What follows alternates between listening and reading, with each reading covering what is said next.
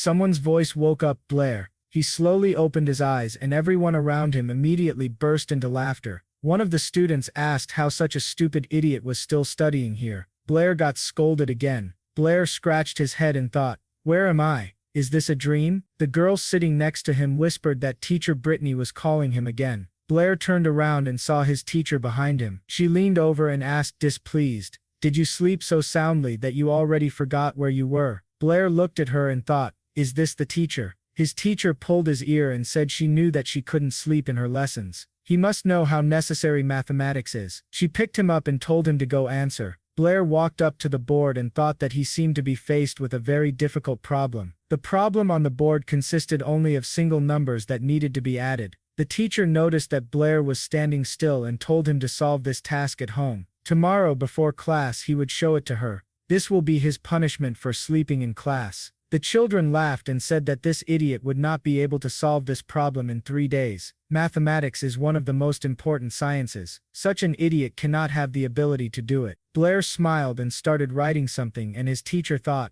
"Is he so confident like a scientist rich in knowledge?" Blair wrote back and the teacher thought it was impossible. Blair turned to the teacher and asked if he could go to the toilet. She allowed it and the children asked in surprise, was he able to solve the problem? He clearly wrote a random number. The teacher disagreed with the students and said that the answer was absolutely correct. Blair left the class and surprised exclamations began to sound behind him. Someone exclaimed, "How can this be? Even the teacher took several hours to solve this problem." Blair thought that this wasn't even an arithmetic progression problem. He moved. Chen Luo is an ordinary mathematics teacher who has completely devoted himself to this science. After graduating from university, he worked tirelessly as a teacher for many years. Next year he plans to receive a higher academic title, and at such a key moment he moved. He only took a nap during the exam, so why did he move to another world? It's not scientific. They don't live in a comic book. Maybe Newton can help him. He moved into the body of a student named Blair, but he is a complete zero in mathematics. The whole class calls him a fool based on the situation that just happened. In this world, mathematics is highly respected as a science, but their level of knowledge is quite low. Even a student from elementary school can easily find the answer to such a problem, but in this world, everyone can only add numbers one at a time. Since he can't solve the displacement problem, then he will become the best mathematician in this world. Chen Luo will rise to the height of science even in another world. Suddenly, a girl came out from around the corner and they ran into each other. They both fell to the floor, and Blair apologized to her, but suddenly he saw that he was hovering over her, and she looked at him indignantly. Blair quickly pulled back, gave her a helping hand, then looked away and said that he didn't mean for this to happen. The girl suddenly jumped to her feet and said that it was him again. Blair pointed a finger at himself in surprise and asked, "Do you know me?" She shouted that of course she knew him. It was he who pushed her at the entrance ceremony. Because of him she ended up in this position. He embarrassed her in front of the school. She remembered his face forever, but this time he specifically ambushed her. Blair looked away and thought, does he seem to be in trouble? What's happening? But wasn't she the one who crashed into him? He replied that he was not guarding her at all. Besides, wasn't she the one who bumped into him? She told him to stop. Then she started making some movements with her fingers and spoke to the element of fire, telling him to listen to her order. Nothing happened. Then Blair exhaled and said that she was so naive. He started waving his hands and asked, does she think she has magic? Let her look at him, ancient god of darkness. He started fooling around, and then the girl's spell worked and fire appeared in her hand. Blair stopped, and then the girl attacked him, telling him to get it. Blair thought, how could he forget? Isn't magic a prerequisite for moving to another world? He just moved to another world, and they are already throwing fireballs at him. What should he do? He asked her to wait, and the girl said that he was shameless. Let him receive punishment. Blair thought this meant he had to adapt quickly. He bowed sharply to her, and said that he was very rude. He asked her to accept his deepest apologies. He thought that a real man can always adapt. The girl stopped abruptly and chuckled questioningly. Then the fire in her hand disappeared, and she said that he should not think that he could apologize, and that's all. Suddenly she saw that there was no trace of him, and said that he ran away so quickly. Meanwhile, Blair was running around the school grounds thinking, what is wrong with this world? Do science and magic exist together? Suddenly he felt something and thought, what is it? His head was pounding in pain. He sat down on the ground, and then memories appeared in his head. Blair wept bitterly and called for help. His father and the people who came to their house reported that the general had given his life for his homeland. The man handed Blair's mother a box and told her to calm her sadness after the death of his father. Blair and his mother moved into a modest house. The people who lived there turned to them and gossiped. One woman told her friend that they said she was from an aristocratic family. Her friend asked, "What kind of aristocracy is here?" After the death of their husband, they became so poor that they had to work. Years passed. One joyful day, Blair came up to his mother and said that he had been accepted into the Shona Academy. She said that he must study well at the academy. Blair responded by telling her not to worry. He was already an adult. His mother imagined how he would grow up and thought that he was already so old. Some days, Blair spent time in the library. The old man who worked there told him not to dig around for too long, otherwise he wouldn't let him sleep there. Blair began reading books with the thought that he would definitely return their family to its former honor. At the academy, he tried to cast a spell, but nothing worked for him. His classmates began to say that he was trying so hard but could not make a single fireball. He had no talent for magic at all. He couldn't even master the fireball technique. He may be from a noble family, but he was so poor that his family wouldn't even hire him as a servant. Such a mediocre student would soon be expelled from the academy. He's also a complete idiot in mathematics. He probably didn't have a teacher in his childhood. If it weren't for the glory left by his dead father, both of them wouldn't even take him here. Let them just look at his black hair and brown eyes. He is definitely not pure blood. All the memories came flooding back to Blair at once, and at the end he heard his own words. He apologized to his parents and said that he knew nothing about mathematics or magic.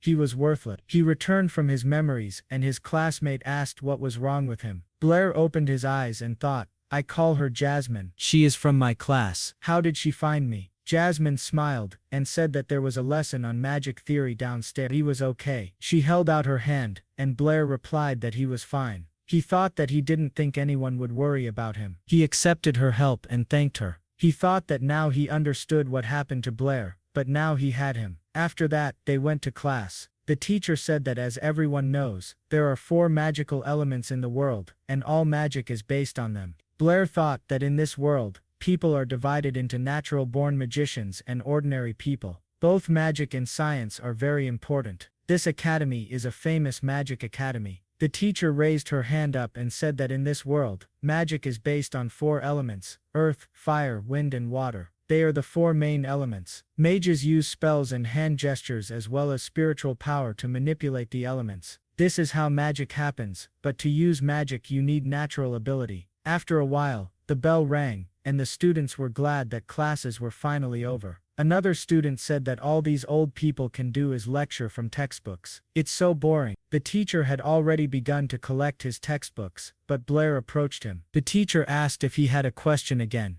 Blair said he wanted to ask, without natural abilities, is it really impossible to wield even a drop of magic? The teacher apologized and said that he had already asked this many times. The answer would not change. Without abilities, he cannot control magical elements. After that, other students began to laugh at him and said that their mediocre Blair was fantasizing again. He tries so hard in all his classes, but what's the point? If he doesn't have talent, it won't appear. Suddenly one boy put his hand on Blair's shoulder and said that it would be okay if he didn't graduate. By that time he would already be working on his father's estate. He pointed his finger at his classmate and said that he, Toby, would always share bread with him. Blair turned around and thought that he remembered this man. He is Blair's only friend, and he seems to treat him well. Toby smiled, then said goodbye to Blair. Jasmine remained in the classroom. Blair noticed her and asked if she wanted to say something. Jasmine replied that this is not true. Blair thought that she seemed very worried about him. Jasmine quickly ran to the exit of the class and said that teacher Brittany told him to come to her office after class. He replied that he understood, he would go. He remained sitting in class and thought that she was so strange. He saw her several times today, but it was as if she always wanted to tell him something. Even though he has excellent knowledge in mathematics, without the ability for magic in the magical world, it is simply ridiculous for an ordinary person from birth. Maybe they should just try it. He began to cast a spell to summon fireballs, but nothing worked for him. He thought, what was I waiting for? He was already upset, but suddenly, flames began to appear around him. Then the fire became brighter and enveloped his hand. Blair looked in surprise at the flash of fire in his hand, and thought, is it a fireball? But this cannot be, because this body should not have any ability for magic. He exhaled, and said, This is so cool, fireball magic. He started playing with the fireball, and told it to go out and play. He raised a huge fireball above his head, and thought, it's a real fireball. Could it be that when he crossed space, magical channels opened in him? Suddenly he remembered that he needed to see the teacher and quickly went to her. He knocked on the door, and the teacher told him to come in. Blair opened the door, and asked for her forgiveness, but suddenly stopped short when he saw that his teacher was writing something on the table while standing. Blair called out to her. She smiled, and said that he had finally come. Goose? He looked at her figure, and she, sitting on a chair, told him not to pay attention. She always does calculations, while standing. He replied, that it was okay, but he was late. Why did she call him? Brittany waved her hand towards the chair, and told him to sit down. She handed him a pen and paper, and asked him to solve this problem. Blair saw the problem again, in which all the numbers were added one at a time, and the teacher, heading to the exit from the office, said that she would leave for a while and let him decide. She told him to take his time. Blair named the answer, and the teacher was very surprised. She turned around and asked what he had said. Blair replied that the answer to this problem was 3,160. Brittany quickly came up and touched Blair on the shoulder, asking how he did it. Even she took a very long time to solve this example. Had he really already solved it? But this couldn't be, because she had chosen the number 79 by chance. Blair asked, do you really want to know? Brittany smiled, and asked, will you tell your teacher? I'm so curious. Blair responded with a glance to the side, and replied that he would tell her. She was happy, and he thought, is the teacher such a fool by nature? After that, he scattered all the papers on her desk, and said that he saw her process of solving problems. She performs calculations by adding numbers one at a time.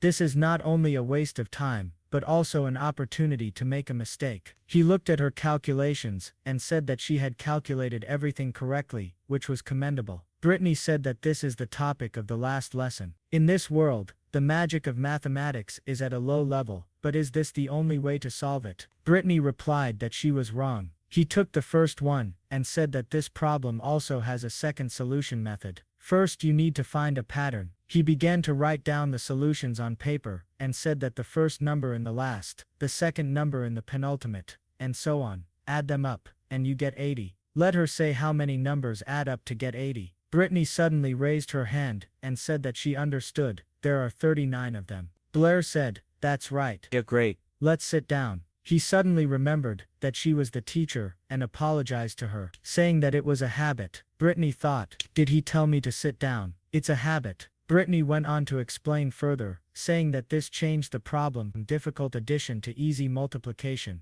At the same time, they should not forget about the number without a pair. It is 40. Using this method, she would also be able to find a solution very quickly. Brittany greatly admired his solution, and said that it turns out there is such a wonderful way. Moreover, it seems to her that this method can be improved further. Blair said, that's right. You're great. If in a block of numbers, starting from the second, Each one differs by the same number as the previous one, then they can be described by one simple formula. He wrote on paper a formula for summing an arithmetic progression, and his teacher was lost in thought. Blair waved his hand in front of her eyes and called out. He thought, elementary school math from my world is so difficult for this world. Brittany asked if he came up with this method himself. Blair replied that it was something like that, it would be more convenient. He thought that she still wouldn't understand if he told her Gus's name. The teacher grabbed his hand and said he was a genius. If he continues to do this, he has a bright future ahead of him. She got too close to Blair, and he called out to her. After that, she quickly backed away from him, and said that she was just so excited. She thought for a second, and asked if he wanted to become an outstanding mathematician. Blair happily replied that he didn't want to. He wanted to become an outstanding magician. Brittany tilted her head to the side, and looked at him, puzzled. Then she quickly clung to him, and grabbed his hand, saying that he was so gifted in mathematics. This was the blessing of Manura. He should not waste his talent. Besides, she knew that he had no ability for magic. By becoming a mathematician, he could also take a worthy position in society. In any case, he should choose mathematics, not magic. Blair threw her hand away from him, and said that he still wanted to become a magician. He thought that as soon as he introduced a couple of theories to this world, he would immediately become a great mathematician, and this is a fairly easy path. But he would only pass off other people's discoveries as his own, and transfer the fruits of great scientists into this world. The magic in this world attracted him much more than the glory of a mathematician. Brittany asked, "Since you want to become a magician so much, can you make a bet?" Blair asked, "What bet?" She replied, that there would be the magic exam in a few days will finally decide whether he can stay at the academy. Blair got a little upset and said that if he didn't pass the exam, he would be expelled. Brittany said that if he really wants to become a magician, then he must pass this exam. Blair looked up at her in surprise, and she, showing him the calendar, said that they would make a bet. If he passes the exam, she will no longer persuade him. If he doesn't pass, she'll help him apply for a teaching assistantship so he can stay, but he must give up magic and help her study mathematics. How's that for him? She mentally apologized to him and thought that he would definitely lose this argument due to his inability to do magic. Blair agreed, and after that, he left the office and thought that she was so stubborn. She pestered him so much. He remembered how she told him not to forget about their bet, and thought that he would rather do magic. Suddenly a girl jumped out from around the corner again, and they collided. Blair fell to the floor, and thought that this was such a familiar situation. He grabbed the girl, and thought about what it felt like. He suddenly opened his eyes, and saw what he was grabbing. And the girl grabbed him by the clothes and said that he was shameless. She started using fireball magic again, but at that moment, Blair had already managed to hide, and she shouted, "Where is he again? This shameless bastard got away." Blair thought that if he hadn't run like that, he would have been turned to ashes by now. After a while, in Brittany's office, the same girl was sitting in her office, and the teacher, calling her Isella, asked what happened. She had been unhappy since she came in. Isella replied that she met a pervert twice at the academy today. Brittany asked if they have any perverts, but any pervert would be unlucky if he ran into her. Isella replied that next time she would definitely shoot a fireball at him. The teacher laughed and said that this was all Isella. Isella threw a stack of papers on the table, and said that they would not talk about it. If she had already solved this problem. She only spent half an evening working on it, and she got it done quickly. She probably solves such problems even faster now. Brittany looked at her solution to the problem, and said that she was great. She really solves faster than her, but Blair was able to complete the problem in just a minute. Isella was surprised, and asked how he could decide so quickly. This is impossible. Who is Blair anyway? She had never heard of such a thing. Brittany smiled, and said that he really only needed a minute. She had never seen such a solution. Now she will show. She showed her a piece of paper with Blair's solution, and said that first she needed to figure out the pattern. The sum of these numbers, then they multiply the sum of the numbers by the logarithm. Here he simplified everything into a formula. Isella looked at his decision, and then grabbed her head, and exclaimed, "That means this is also possible, and this is the way this Blair came up with." The teacher confirmed her words, and said that she herself was very surprised that there was such a talented mathematician in their academy. Isella said she wanted to meet this Blair. The teacher saw her burning eyes, and agreed. After that, Isella opened the door to Blair's class with her feet and shouted, "Is there Blair in their group? She wants to meet him." Toby wanted to answer her something, but Blair pinched his leg, and hiding under the table, showed him a sign to be quiet. Toby awkwardly scratched the back of his head, and replied that Blair had just left on business. Isella asked, "Did he leave again?" She headed towards the exit of the class, and said that they should then tell him when she returns that she wants to talk to him. She has business with him. Toby agreed, and after that, the door to the classroom closed, and Blair crawled out from under the table. There was silence in the class, and everyone started throwing strange looks at Blair. Blair looked around and asked his friend why they were looking at him like that. Toby grabbed him by the shoulder, and told him to tell the truth about what happened to Isella. Blair asked, "Isella is this girl's name?" Toby asked if he was really interested in anything other than books and part-time work. Does he even know who this Isella is? Blair got scared, and even knew who this Isella is. Toby asked if he even knew how many fans Isella had. If they find out that he offended their goddess, they will not forgive him. Blair replied that this is the Shinden Academy. They cannot do whatever they want. Toby said that at least he knows what their academy is called. Then let him tell him where their campus is. Blair asked, "On Baker Avenue." Toby asked, "Where is this avenue?" Blair replied that he was in the city of Yabo. Toby sighed and said that he already thought that he was pretending to be a fool, but now he sees that he really is a fool. Isella's father is the mayor of Yabo. Blair was surprised and thought, what the hell, this is what he got himself into. He asked, if he finds her and apologizes, will she forgive him? One of his classmates heard this and asked, Led he dare to get into conflict with Isella. He looks like he doesn't want to stay at the academy. Blair turned around in fear, and the boy said that this was correct. Anyway, such mediocrity should not have lasted here for a couple of days. Blair thought that this guy's name was Bud. This idiot was always hurting Blair. Toby asked if he would art. Blair thought that what he said was true. Although in addition to magic, the academy studies mathematics, history, philosophy, and more. If he cannot become a magician, he can become a scientist and have the same respected position in society. However, in a royal-level academy, unlike the Shand NASA Academy, graduates must have at least some magical abilities. After all second-year students will have to pass. In fact, the magic exam is quite simple.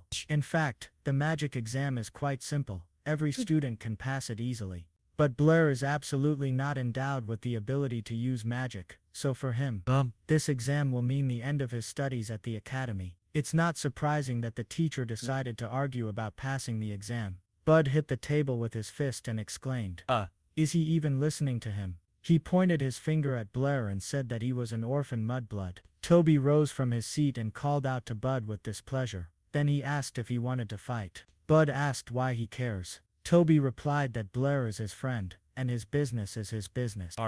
If he wants to fight, he will show what he is capable of. Bud replied that he would remember that. Next time, they will answer him. Bud and his friends left, and Blair thought that although this fat man does not seem very reliable, at such a moment, he showed himself to be a loyal friend. He's a great friend. He asked if Isella bothered him. He would help him, right? Toby smiled and replied that of course, he would do it, but by then, he would give it to him. The smile on Blair's face disappeared. After that, time passed, and a few days later, the magic exam came. All the students gathered on the site, and the teacher said that in this exam, they will test their fireball technique. Students who fail the exam cannot continue their studies at the academy. Fireball is basic magic. He thinks every student can handle this task. They will need to stand behind a line and hit the target with a fireball. They'll start with Bud. Bud stepped forward and cast a fireball. The man extended his hand forward and sent the fireball at the target. The teacher praised him and said that he passed the exam. Linda has passed. Linda has passed. Let the next student come up. Bud looked at Blair and said that he should enjoy his last minutes at the academy. Toby got angry and told him to shut his mouth. The teacher said Toby is next. Toby stepped forward and extending his hand, began to cast a spell. A small ball of fire accumulated in his hands, and he aimed it at the target, but the fireball did not reach the target. And the teacher said that he passed. Toby was delighted, and the other students said that he had conjured such a small ball. He had tried hard. The teacher looked at the list and saw that Blair was next. Blair thought that he did not have the gift of magic. He would not pass the exam. He could not even create a fireball. Poor guy, he doesn't want to expose him to ridicule. He sighed, and said that the entire second year passed the exam. Then he declared their test over. Bud told him to wait. The teacher looked up at him, and Bud told Teacher Anthony that he had missed one student. He pointed his finger at Blair and said that he hadn't passed the exam yet. Blair remained silent, and the teacher asked if this is how he will pass. Bud asked if he is a student at the Magic Academy and will not take the magic exam. All Bud's friends laughed and said that this idiot would be expelled. Bud said that he can still return to the academy. Maybe he shouldn't lose face. A crowd gathered around Blair, and other students headed to the spectacle. Two girls ran past Teacher Brittany and said that the idiot from the 5th group was about to disgrace himself. Toby put his hand on Blair's shoulder and told him to ignore it. They were just out to make fun of him. Blair pursed his lips and said he'll try. Teacher Brittany came to a crowd of students, and one of them asked what he thought he was. He doesn't have the ability for magic at all, so why disgrace himself? Another student replied that he probably still had not come to terms with the fact that he was untalented. The teacher told them all to calm down. After that, he looked at Blair and said that he would ask again. Does he really want to pass the exam? Blair confirmed his words, and said that he wanted to try it. The teacher nodded and said that whatever the result, he did well. Now he can begin. Blair stood in front of the target, thinking that although the spell and hand gestures were not needed, he would still do it for appearance sake. He began to cast a spell and gesture with his hands, and after that, the hot air scalded the students behind him, but the fireball did not appear. Bud took a closer look, and then laughed, and said that it was very strong. Blair finished the spell, and then a powerful fireball appeared in front of him. He shot it at the target. There was an explosion, and all the students were very surprised, including the teachers. The students continued to stand there, their mouths open in surprise. When the smoke cleared, they saw that the target was completely broken. After this, the examiner said that Blair passed the examiner, said that Blair passed the exam. Bud looked at the broken target, and said it was impossible. Toby was delighted, and patted Blair on the head, and asked if he had been hiding his talent all this time. After this, Teacher Anthony asked Blair to come to him. And Teacher Brittany thought, how could he do this? Anthony's teacher took Blair to school, and asked if he had practiced every day from books, and in the end he was able to create a fireball. Blair confirmed his words, and Anthony said that magic is a gift from the gods to people. Even ancient magicians used gestures and spells to release their abilities, and those who were deprived of abilities were called abandoned gods. There are many such people, and he is one of them. But now, the gods have rewarded him with their gift. This happens very rarely. In addition, today in the exam, he showed excellent speed and put his hand on Blair's shoulder, and said that Blair had great potential as a wizard. Blair thought that last time he was persuaded to take up mathematics, and now, magic. Blair thanked Anthony's teacher for his praise, and said that when he first came into this world, he became very interested in magic, but now he wanted to go back to his world. Anthony asked, "To his world? What are you talking about?"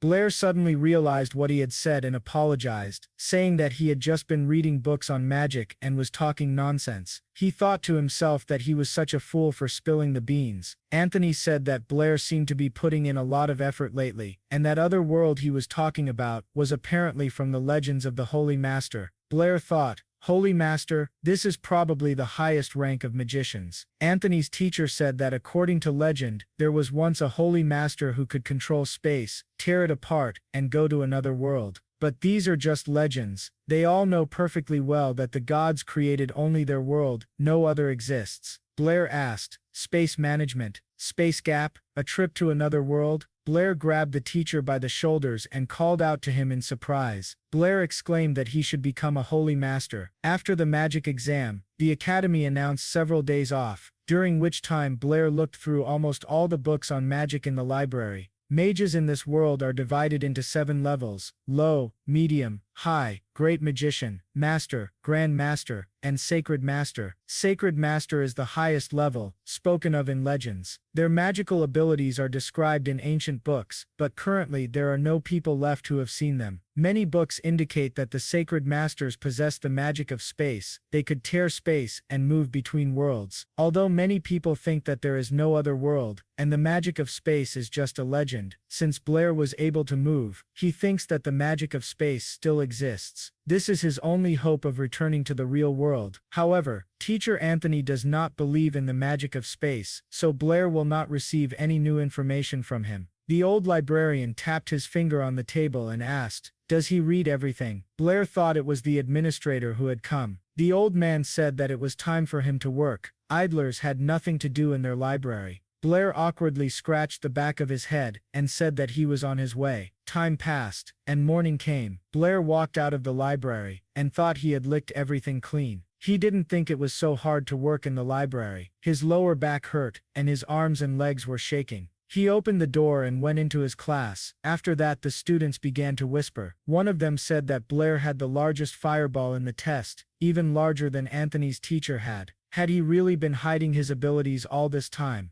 Another girl said that she hadn't noticed before, but Blair was quite handsome. No wonder Isella came. Suddenly Blair noticed Isabella and thought, "What is she doing here?" Isabella sat in his place with her feet on the table. He immediately turned away, and mentally told her not to look at him. Isella jumped up and said that she didn't know he was the same Blair. Blair turned to her and told her to listen to him. It was just a misunderstanding. Isella called him a pervert and told him to shut up. After that her hand caught fire, and Blair asked if she was not going to do it right here. Isabella cast a spell, and Blair covered his hands, cursing. Then he opened his eyes and saw that Brittany's teacher had grabbed Isabella's hand and prevented her from doing this. She asked why she was using magic in the audience. Isella told her to listen. It was all him. Brittany raised her hand and told her to be quiet. She called out to Blair and said that she was just looking for him and wanted him to follow her into the office. Then she called out to Isabella and said that she would go too. Blair shrugged and thought,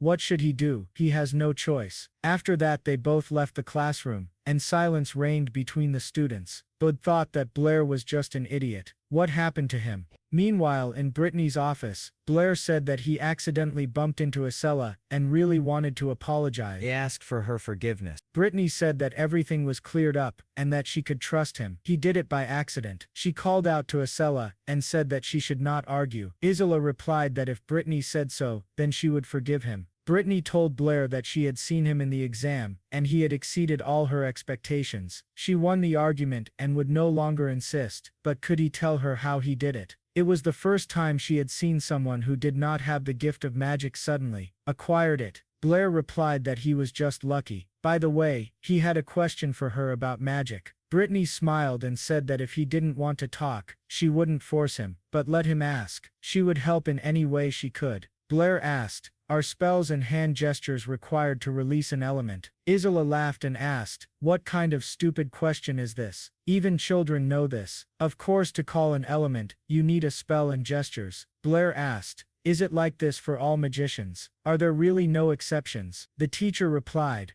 even strong magicians need spells and gestures, but the more they understand the element, the less time it takes them. Magic is a gift from the gods. The gods taught people to use gestures to summon an element, and thus magic was passed down from generation to generation. To summon an element without all this, one must have divine enlightenment. Isabella asked, why did you answer his stupid question so seriously? Blair looked at his hands, and wondered if because he was from another world, the gods of this world ignored him. Brittany said, this is basic knowledge about magic. If you want to become a magician, then you should first study the theory well. She then said that she had called him today on important business. She handed him a piece of paper, and he asked what it was. Blair unfolded the paper, and Isella said, you didn't know that either. This is a scientific newsletter. All the most important scientific works are published here. But suddenly she was very surprised and asked, is the name of the teacher Brittany? Brittany said, I figured out the summoning method that Blair showed me, and I even wrote a paper on it. Since Blair put forward this method, his name should also be published. Blair thought that he did not need his name in the newspaper. It would be better if they paid him money. He worked in the library every day for pennies and didn't even always have enough for food. The teacher got up from the table and said that she almost forgot. She handed him a bag and said that this was a reward for publication. There were 50 pieces of silver. Let this be nothing compared to scientific fame, but let this money go to you, she said. Blair was delighted with the reward and thought that he had been dying of fatigue in the library for 2 pieces of silver a month, but here it was as much as 50. However, he stretched out his hand and asked if he could take it.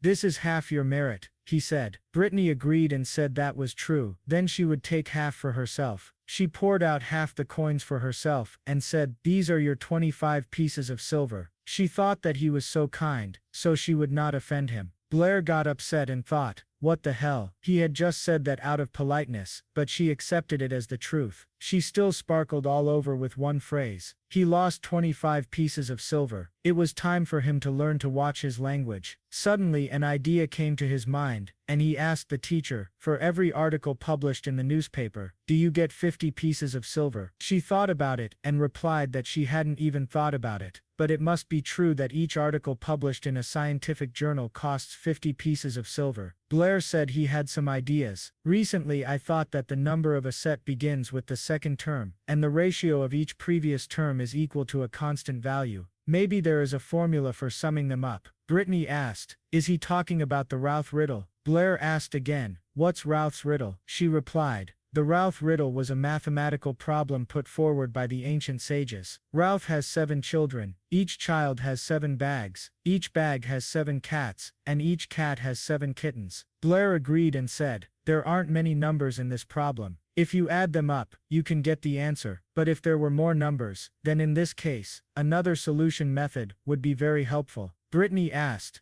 are you saying you can solve Ralph's riddle using a different method? Blair replied that he had some ideas. The teacher was delighted and said that they needed to work on his method. Several hours passed. Isabella dozed off and woke up to the enthusiastic voice of the teacher, who shouted, this is incredible. He solved the riddle of Ralph with one formula. His math skills are second to none. Are you sure he doesn't want to do research with me? Isella put her hand on Blair's shoulder and said, I didn't know you were so good at math. Did you really come up with this on your own? Blair asked if she really wanted to know. Isella confirmed his words and told him not to lie to her. Blair pointed his finger at her and said that he didn't have any special talents. He just studied math when other people were asleep. Isabella asked in surprise, is this true? Thus Chanlua's geometric progression summation formula amazed the people, and his little plan went like clockwork. Sometime later, Isella walked along the corridor and thought that it seemed like what this pervert told her really made sense, but she didn't know why she had some strange feeling. Suddenly she noticed him and quickly hid around the corner thinking, isn't he in his second year? Why did he come to the third-year building? Did he really decide to help other students? She looked around the corner and thought that this time she would catch him red-handed. Suddenly she saw that he was missing and thought, where is he? Blair walked on the street and remembered Toby's words that there was a low stone fence behind the third-year building. There was no one there, so he could safely climb over. But he thought, he won't do anything bad, will he? If anything happens, don't let him say that he told him. Blair looked at the stone fence in front of him and thought that Toby must have been talking about this place. He climbed over the fence and thought about Anthony's teacher, who had recently said that if he wanted to learn more about magic, he should go to the Magic Association in Yabo City, where he could find more experienced teachers. Blair looked into the distance and seeing the city streets in front of him, thought it was interesting. Life was in full swing on the city street. Sellers were selling goods, and people were discussing things. Blair walked down the street and saw the Magic Association. He thought, it's so luxurious. Is this the Magic Association? He took out a mask from his pocket and put it on his face, thinking that he needed to be careful. He had better not reveal his identity. He walked into the Magic Association, where Jasmine greeted him at the reception desk. He explained everything to her, and she asked, so you want to find a magic consultant, right? Blair confirmed her words and thought, is this not Jasmine from my group? What is she doing here? Does she work here part-time? Jasmine did not recognize him, and said that the fee for consulting a high-level mentor would be 10 gold a month. An average-level mentor would cost 5 gold, and a low-level mentor would cost 2 gold. She asked him what he wanted. Blair stopped listening to her, and thought, why does he have to suffer so much? 1 gold piece costs 100 silver pieces, and he now has only 30. Blair headed toward the exit and apologized for disturbing her, but Jasmine stopped him and said that if he had problems with money, he could subscribe to their library. Blair asked about the library, and Jasmine confirmed his words, saying that the library of the Magic Association contains several tens of thousands of publications on magic. He could learn almost all the knowledge about magic from their books. It may not be comparable to consultations with a mentor, but it was absolutely free. Blair was delighted, and thought, can I have a subscription? Jasmine agreed and said that he needed to provide his ID. Blair did not answer, and she said that since he wanted a consultation, she thought he was already a magician. To make a subscription, he needed at least proof that he was studying magic.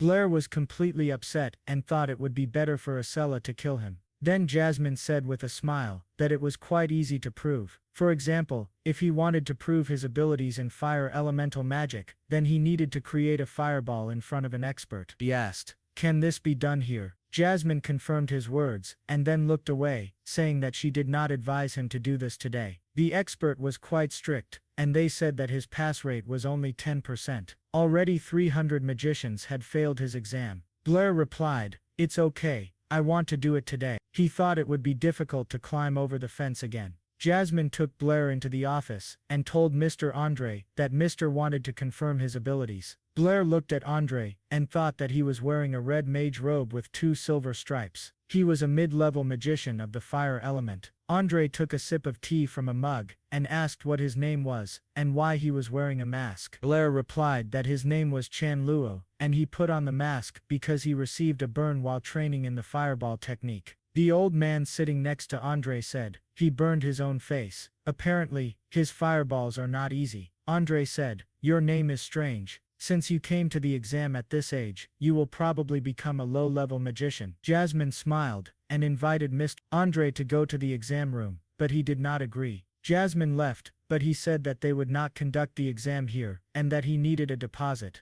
He wanted to see Blair's fireball technique, and Blair was told to try to attack him. Blair asked, isn't there enough space here? The old man asked, do you really think you can hurt Andre with your little fireball? Since you say to attack, then let's see. Don't waste our time, Blair replied. If that's the case, then let them judge for themselves. He began to cast a spell and make gestures, and Andre watched him, commenting that his gestures were sharp but that he was casting the spell slowly. Blair extended his hand forward, and flames began to accumulate around him. Everyone was surprised, and Andre was scared. He told Blair to wait. Blair suddenly opened his eyes and finished casting the spell, forming a huge fireball. The fireball flew toward Andre, and there was a strong explosion. After a few seconds, the smoke began to clear, and Jasmine started to cough. The old man, who was at the center of the explosion, also coughed, because he protected Mr. Andre with his shield. Andre looked at the shield in front of him in fear, and the old man removed it. Then he touched Andre's shoulder, and Jasmine was horrified. Blair apologized, and said that he thought they were ready, so he hit with all his might. After this, Jasmine gave Blair a magician's ID, and a library card. Blair looked at the library card, and Jasmine said that he showed great fireball skill. She had never seen a fireball so powerful. Someday he would definitely become a great magician. Blair headed to the library, calling her by name. Blair thanked her, and said that they would see each other later. Said goodbye to him, and thought, how did he know my name? In the library, Blair saw other magicians, and thought that he didn't even imagine there would be so many people here. He sat down at a table, and began to read books, thinking that this was strange. Jasmine had correctly said that there were many more books here than in the academy, and the content was much more in-depth, especially about magical spiritual power. The level of magical spiritual power is the main criterion for determining the level of a magician. The higher the spiritual power, the more closely it is connected to the magical element, and the stronger the magic will be. Moreover, high-level mages with high spiritual power can even control the magic elements of lower-level mages. This leads to the fact that during a battle between mages, there is almost no way to overcome the difference in levels. However, the books about the 4 magical elements are written rather chaotically. After all, the level of education in this world is quite low. Mages in this world believe that the 4 elements are not only the basis of magic, but also the basis of the entire world. The remaining elements are combined into these 4 main elements in certain proportions. Of course, if he looks at all this from the point of view of modern science, their worldview is very primitive. Judging by the laws of physics, all matter consists of atoms. Atoms form molecules through covalent bonds, and through ionic bonds. They combine into ions, and form different chemical elements with different structures. Even high school students know that matter is made up of different elements, and the so-called 4 elements in the table of elements do not exist. But since there are magical elements in this world, he cannot find a scientific explanation for it. What if in this world, he can interact with magical elements? Suddenly he jumped up from his seat, startling the other library patrons. He thought that if he could interact with magical elements, he could create new magic. He took a library card, and ran out of the library, thinking that he would try this. Meanwhile, Andre and the old man were watching him. Jasmine brought 2 cups, and said that this was their coffee. Andre looked at Blair, and said that this Chan Luo had very low spiritual power, but he was able to create an unimaginably strong fireball. The old man said that what was even more strange was that Blair could not control the summoned element. Maybe he had something they couldn't understand. After a while, Blair returned to the academy, and climbed over the fence. He found himself in a clearing, and thought that there was no one here, so he would try it right here. He began to concentrate, and inhale thick smoke. He suddenly opened his eyes, and thought that he could feel and control the flow. Smoke began to emanate from his hand. He thought that he would try to direct the flow of smoke into the second element. A clot formed from his hand, and he thought it was oxygen. But is it really the element of pure oxygen? He couldn't determine it by eye. It continued to form in his hand, and he thought, this is it. He used the fire element and thought, what if it's really oxygen? But suddenly, the fire went out, and he said, apparently not. This is not what I imagined. What is this anyway? Some thin stream of smoke. But he didn't believe that he couldn't do it. He tried again, and magical energy began to gather around him. From this cycle, the glass and all the other fragile things in the academy began to crack. Brittany, who was working at the time, felt energy fluctuations and looked at the cracked window, seeing an explosion behind it. Meanwhile, smoke began to rise in the forest, and Blair began to cough. Within seconds, the smoke began to clear, and Blair thought it was good that he had reacted quickly. But suddenly, he got a little scared when he saw a large depression in the ground. He thought that it was due to an explosion. Everything here was completely burnt. When flammable substances combine with air, they produce carbon dioxide, water, and sulfur dioxide, and the combustion releases the entire heating value of the fuel. It seems that this oxygen is even purer than he expected. Suddenly, Blair heard the voice of a student shouting, "What happened there?" Blair started to run away and thought that he didn't think there would be so much noise here. He needed to get out of here. The student called out to him, but Blair ran on and thought that he had made a little noise, but it seemed that he had created something worthwhile. The next day, he sat in class and dozed off, thinking that he would never study all night again. But suddenly, Toby put his hand on his back and asked if he knew what had happened at the academy last night. Blair replied that he had slept like a log last night. What happened? Toby said that last night, there was an explosion near the third-year building. All the windows were broken. The academy is investigating. He thinks it was some high-level magician. He didn't see what was there. But now a magician of no less than a high level definitely possesses such power. But why would a high-level magician do something like this at the academy? Blair replied that he didn't know. He had never even seen such magicians. Toby asked, how could you not see high-level magician? Isn't Brittany's teacher a high-level magician? Blair was very surprised. After that, he knocked on the door of Brittany's office, and she opened it for him. She said he was just in time. She needed him. She showed him the newspaper, and said that the Association of Mathematicians had already published an article about the ruse riddle. Since he proposed this solution method, his name was listed first among the authors. She congratulated him, saying that he had solved the most difficult problem in the world of mathematics. Blair said that he came to her on important business. She asked, is it important? Blair replied that she should let him do math with her. Bernie was surprised and asked if he hadn't said that he wanted to become a magician. Blair answered that he did want to become a magician, but he also liked mathematics.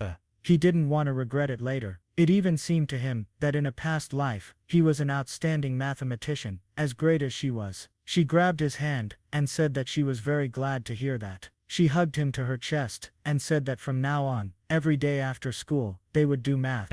A volcanic eruption occurred in Blair's head, and he quickly pulled away from the enthusiastic teacher. She said that with his abilities, he just needed to strengthen them, and he would definitely become a great scientist. Blair asked if she would help him with questions about magic. Brittany agreed, and Blair thanked her, saying that he was off. He then left her office, and Brittany told him not to forget to come tomorrow. Blair said goodbye to her, but Brittany told him to wait. She didn't say anything, and Blair called out to her questioningly. Brittany thought about it, and after a short pause, said that she had thought about something. She decided that he wanted to study mathematics with her, not because of her help with magic. Blair realized that she understood everything, and she looked at him, waiting for an answer. At that moment, different thoughts began to flash through Blair's head. What should he do now? He would have to leave this world forever. She would rip his head off. He wanted to live a little longer. He opened his mouth, and after a second, asked, what are you saying? He just thought that, since they would spend so much time together, it would be more convenient for him to ask her about magic. She walked up to him, put her hand on his shoulder, and said that she was telling him he had a talent for mathematics, and he could use it as a tool. She led him to the exit of the office, and told him to go and rest, reminding him to come back after class. Blair left the office, and thought that this woman was both smart and stupid at the same time. The next evening, he came to Brittany's office, and said that he had arrived. However, he stopped in the passage when he saw Isella inside. She looked at him with irritation, and asked why he came. Brittany apologized to her, and said that she had forgotten to mention that from today, Blair would also be doing math with them, so she should take care of him. Isella turned away sharply, and Brittany told Blair to sit down next to Isella.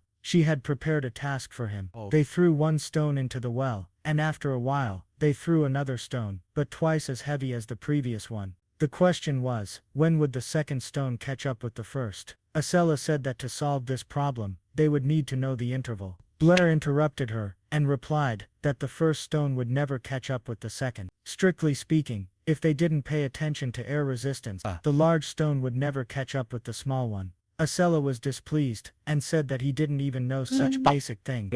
Brittany said that while she didn't know what he meant by air resistance, everyone knew that the speed at which a body falls is directly proportional to its mass.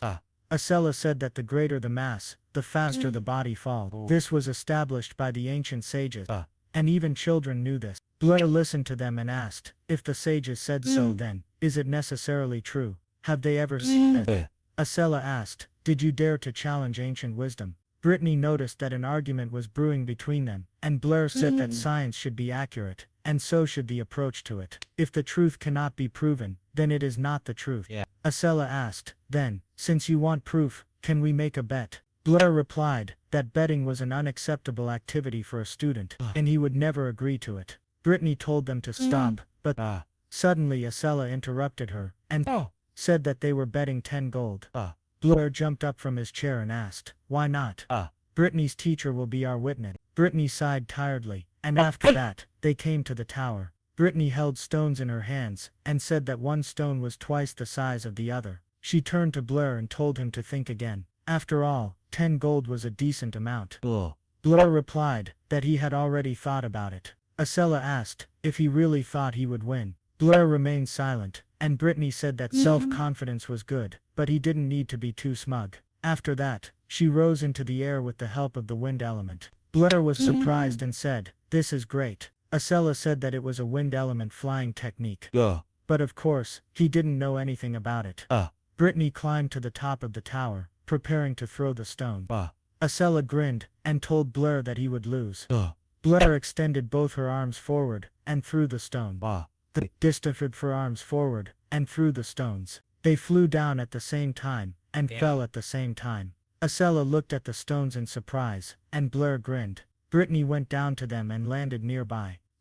Seeing that the two stones were lying next to each other, she was very surprised and then exclaimed, how is this possible? Isella and Brittany thought they had fallen at the same time. Brittany looked at Blair and asked how he knew that the law of falling bodies was wrong. He replied that he had read this law in a textbook and checked it with 2 stones. That's how he realized that, in reality, the rules in the textbooks were different. Brittany thought that truths which had been passed down for over 1,000 years could be disproven by just throwing 2. Cela justificantabentum. Differprove.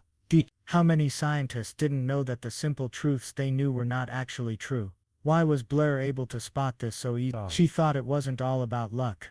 She said that he probably never realized how important those 2 stones were. She thought that, in the near future, a law under his name would appear in textbooks. Blair replied that there was still a lot of work to be done on the new law of falling. Besides, it wasn't only his merit. The 3 of them did it. Blair thought that, once again he got empty glory. He would play a little on emotions. Brittany replied that it was entirely his fault. She just threw 2 stones. However, if he wanted, they could finalize this law together with Isella. Isella asked, with her. Blair replied that he would of course need Isella's help. Would she help him? Isella was surprised, and imagined them working together. She remained silent, then thought, does he need her help? She turned away from him and said that, since he said so, she would help. Blair thanked her, and Isella thought about how it would sound. The law of falling bodies. She pursed her lips at such thoughts and told Blair that if anyone offends him at the academy, he should let her know. She would help him. She thought that Blair wasn't so bad. He was very smart, and also handsome. Blair thanked her, and then extended his hand to her. She thought, what is he doing? Does he want to shake her hand? What was he up to? Why was she so upset? She asked, what are you doing? Blair replied that he was waiting for the 10 gold. He looked at her with a smile, and thought that he was rich. Isella understood what he was thinking and thought that his head was full of only this. After that, she gave him 10 gold pieces and told him not to count them.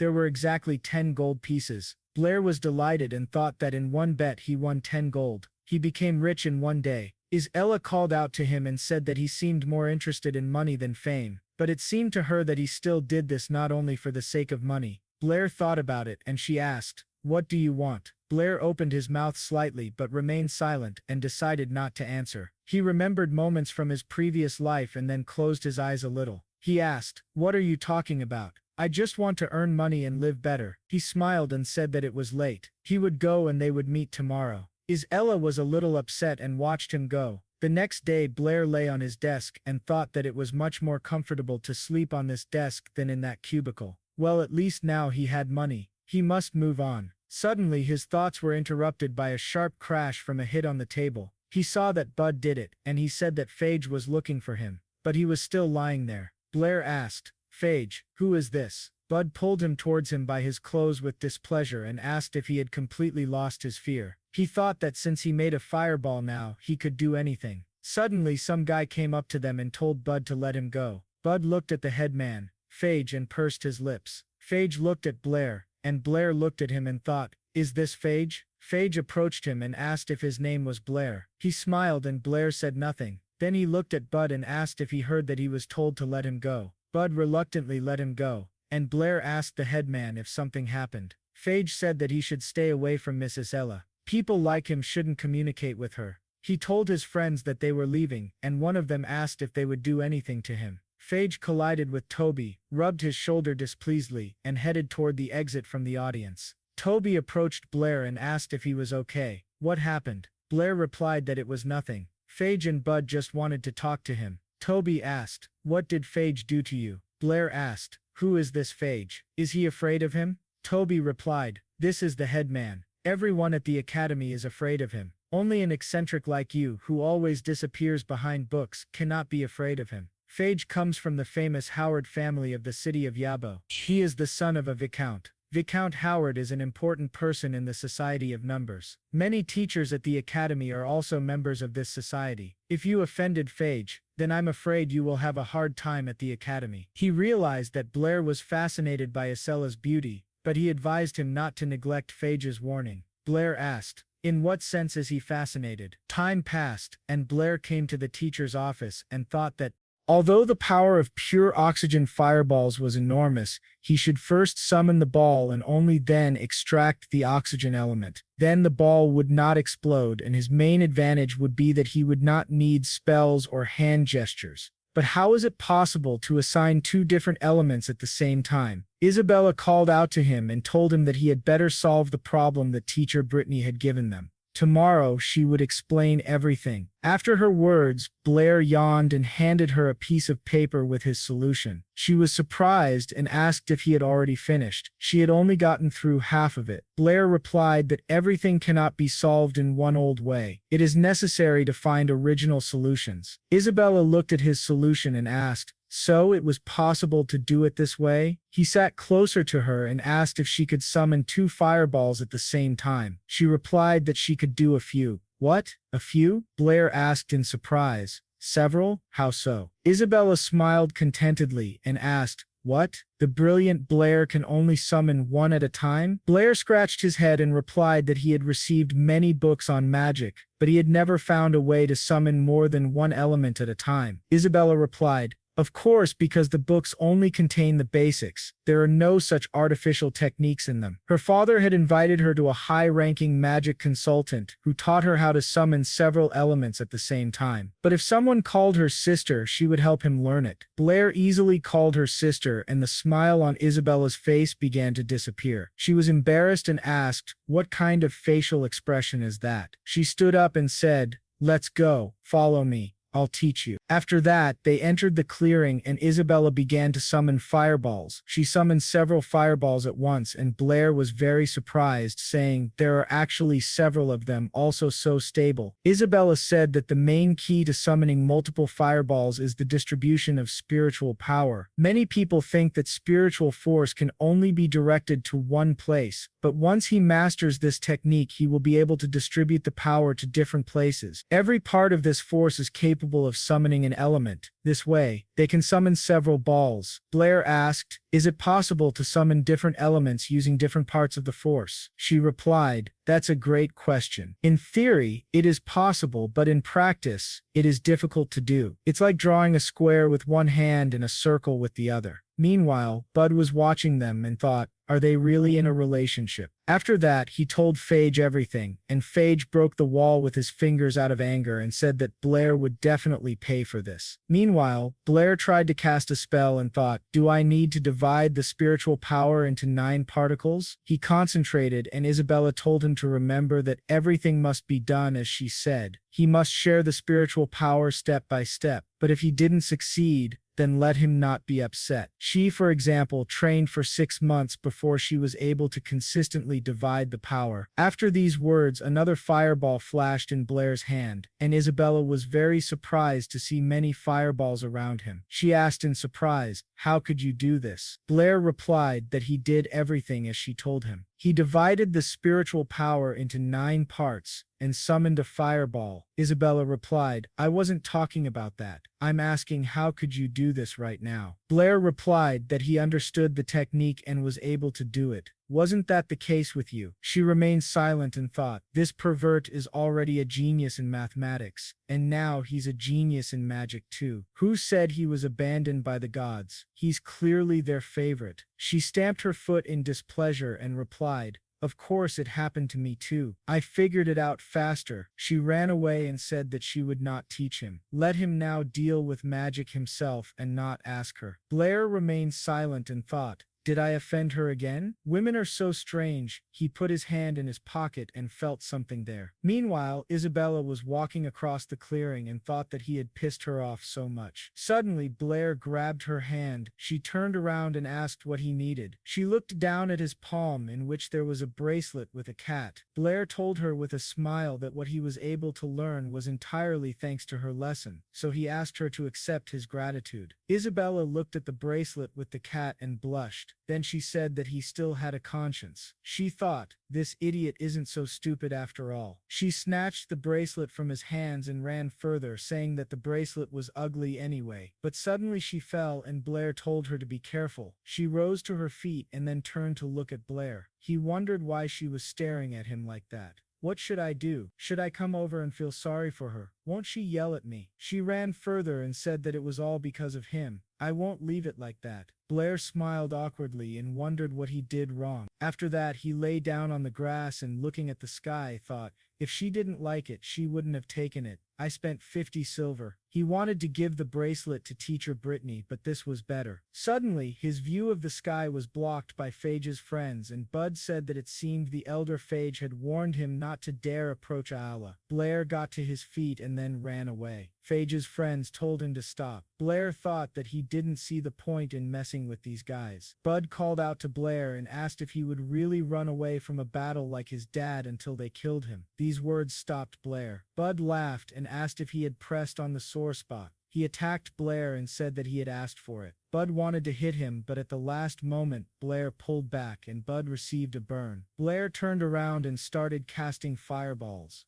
Bud cried out in pain, and Blair said that although he was not his father was a brave warrior who died for his homeland. He was a wonderful father, so don't dare insult him. Did he understand? Phage's other friends counted the number of balls Blair had conjured and said that there were 9 of them. How is this possible? They asked, then ran away. Bud asked, where are the 2 of you going? Blair came closer to him and Bud got scared. He told him not to come any closer. It was forbidden to fight in the academy. Blair asked, so you know about this rule, and still attacked me. Bud leaned against the wall and said Blair didn't need to do this. Blair continued to approach and said, you should have thought of that sooner. He wanted to direct all the fireballs at Bud, but suddenly he noticed someone behind him. Bud began screaming for help. He opened his eyes, full of tears, and saw Blair had fallen at his feet. He looked at him in surprise, pointed his finger at him and thought, what happened to this guy? Bud started to run away,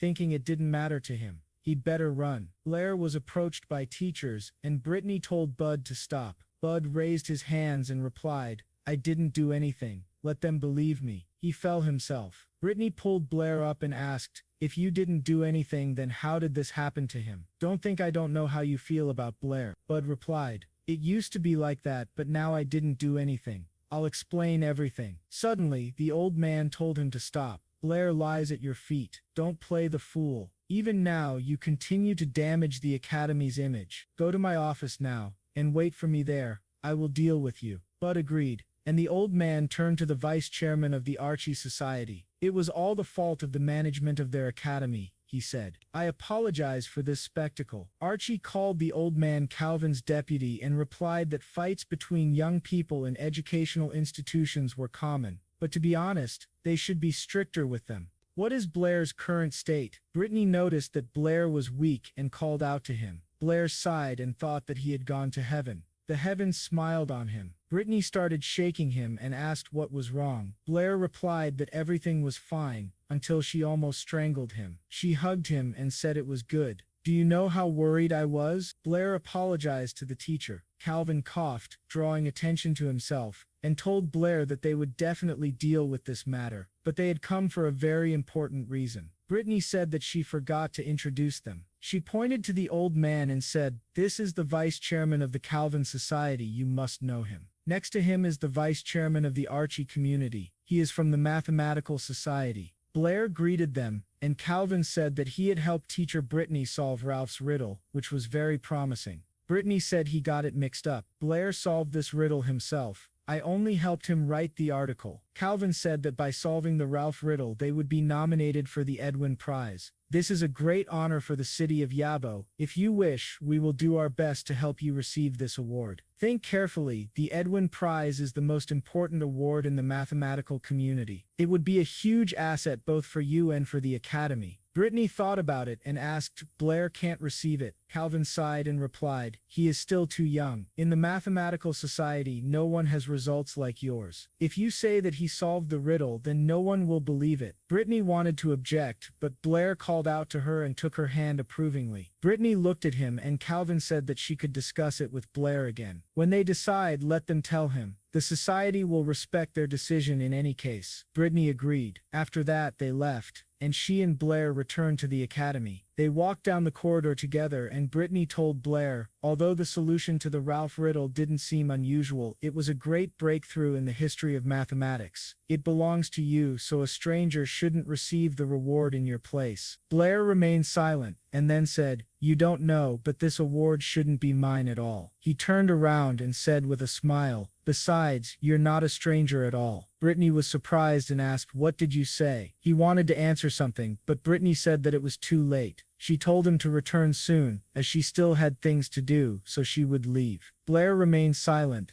and thought, did I say something wrong again? He walked further through the corridors and saw a crowd gathered around the notice board. They were looking at an article and wondering if there was some new news. Who is Blair? Does he also write articles? One of the students asked. Another student said that Blair again published an article with the teacher. Seems to be about some kind of mystery. Her friend replied, it's Ralph's riddle. I heard that many scientists couldn't solve it for centuries. Is Blair really that smart? Surely the teacher helped him. Blair walked past them, covering his face. One of the students commented, this Blair must have found a way to suck up to the teacher. Blair thought he hadn't expected teacher Brittany to publish the article under both their names. He sighed tiredly, then suddenly heard someone calling someone an idiot. He noticed Calvin around the corner and a man shouting asking if someone had fought again at the academy. The man was Bud's father. He scolded his son and asked, did I send you to the academy to start fights here? Do you like fighting? He raised a stick and shouted, then today, I'll beat it out of you. He hit his son with the stick and told Dean Calvin that he would definitely teach him a lesson. Just don't expel him. Calvin apologized and said that Bud's behavior was unacceptable. This is a serious violation of school rules. We will have to expel him. Upon hearing this, Bud's father fell to his knees and pleaded with Calvin not to do it. The dean asked what he was doing. Bud's father started begging, and Bud told him to stop. Blair approached them and called out to Dean Calvin. The dean greeted him, and Blair asked what had happened to Bud. Bud gritted his teeth when he saw him. Dean Calvin replied that Bud had violated the academy's rules and that they had already decided to expel him. Don't worry, we will definitely take action. Suddenly, Bud's father pulled Blair's sleeve and asked, are you Blair? he begged him to forgive Bud. I will definitely teach him a lesson. It wasn't easy for us to get him into this academy. If he's expelled, his whole life will go downhill. Blair looked at Bud's father with pity, then sighed heavily. He told the dean that although he and Bud had problems, he asked him not to punish Bud too harshly. Bud was surprised and silence fell between them. The dean said that since Blair was asking on Bud's behalf,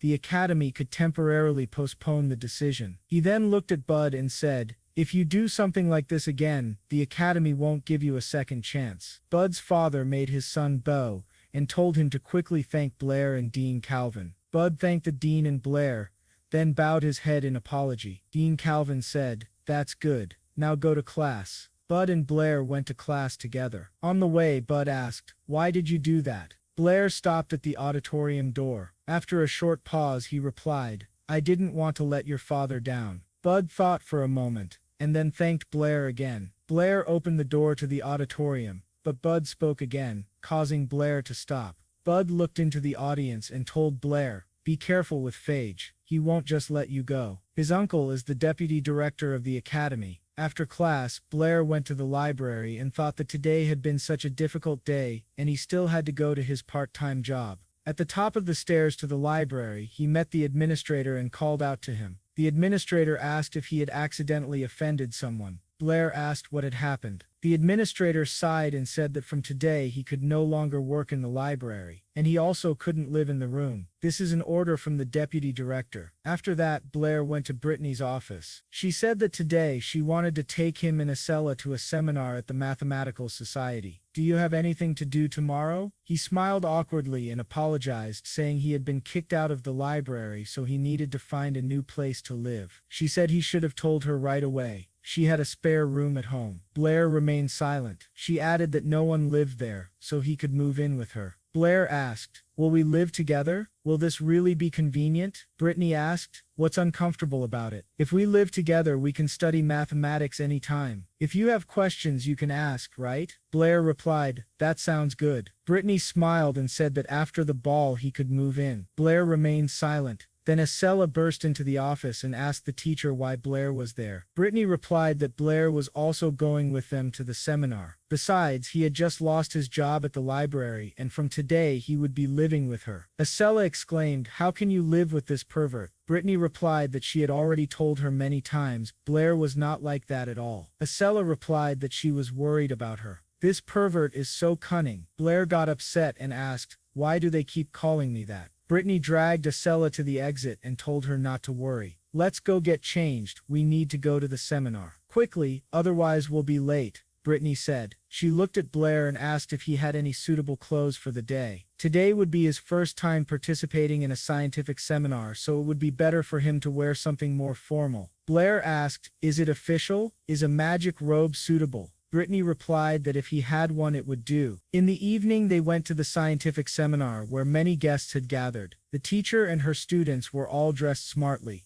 Blair looked at Isabella in her dress, and she said that they had arrived. Brittany explained that this was the Howard family's estate and also the venue for the Mathematical Society's seminars. The Mathematical Society is a prominent organization in the Kingdom of Dionan, so they chose the Howard estate. Every seminar of the Mathematical Society is held there. Blair looked at the huge house and asked, "Is Howard a man from the Phage family?" Archie stood at the entrance to the estate discussing different solutions with his friends. Brittany walked up to them and called out to Archie. He turned around and told Brittany and Blair that they had already arrived. Blair greeted him, and Isabella, displeased, folded her arms across her chest and thought, when did he meet the deputy chairman of the Mathematical Society? Archie told Brittany that he and his friends had just been talking about her. If she wanted, he could introduce her to them. Brittany told Isella and Blair to go ahead. She would find them later. Blair and Isella went inside the estate, and Blair, looking at the table, thought, there are so many delicious things here. Rich people live completely differently. He tried the food and thought it was very tasty. He had never eaten anything like it. Isella grabbed his hand and asked, "Are you a pig?" Did Brittany's teacher bring you here just so you could fill your belly? You're only embarrassing us. Blair noticed something on the wall and asked what it was. He saw a drawing of bridges. Isella said that it was the pride of the Howard family, the 7 bridges of the royal capital. Blair asked again, the 7 bridges of the royal capital. Someone nearby asked, does he even know about this? Did he come to participate in the seminar? Phage stood nearby, leaning against the wall. He asked Blair, did you come to my house just to eat? I'll need to speak to my servants about hygiene. Clearly they'll let anyone in. Isella said that Blair came with them and asked how he could speak like that. Phage asked, did I say something wrong? He doesn't even know about the 7 bridges of the royal capital, but he ate more than anyone else. Isabella began to lead Blair away and told him to ignore Phage. They had to go. Phage got angry when he saw her holding Blair's hand and asked, what's wrong, Blair? Still hiding under her skirt?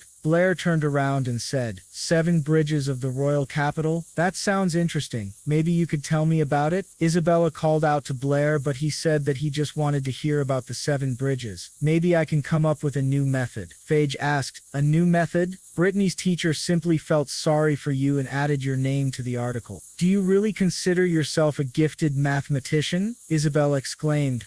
What do you know about it? It was Blair who came up with the solution to the ruse riddle, so his name was included. Phage replied, even if that's true, I'll see if he has any more new ideas. He turned to the other guests and said, look, Mr. Blair says he can solve the riddle of the 7 bridges of the royal capital. Isella looked at Phage irritably. One of the guests said, that's the young man who solved the ruse riddle with Brittany's teacher. Another guest said, the milk on his lips hasn't even dried. How can he solve this? Someone else added, Brittany took pity on him and included his name in the article. Now he thinks he can solve the 7 bridges of the royal capital. Brittany heard this, and Phage mockingly called Blair a math genius. Don't disappoint us, he said. Blair replied, I didn't say I was going to solve it. Suddenly Brittany grabbed Blair's hand. He asked, what is it? She whispered. Why are you getting into a quarrel with Phage? You don't know how powerful the Howard family is. If you anger them, you'll have problems not only with the mathematical society but also with the academy. Besides, mathematicians have struggled with the 7 bridges riddle for centuries.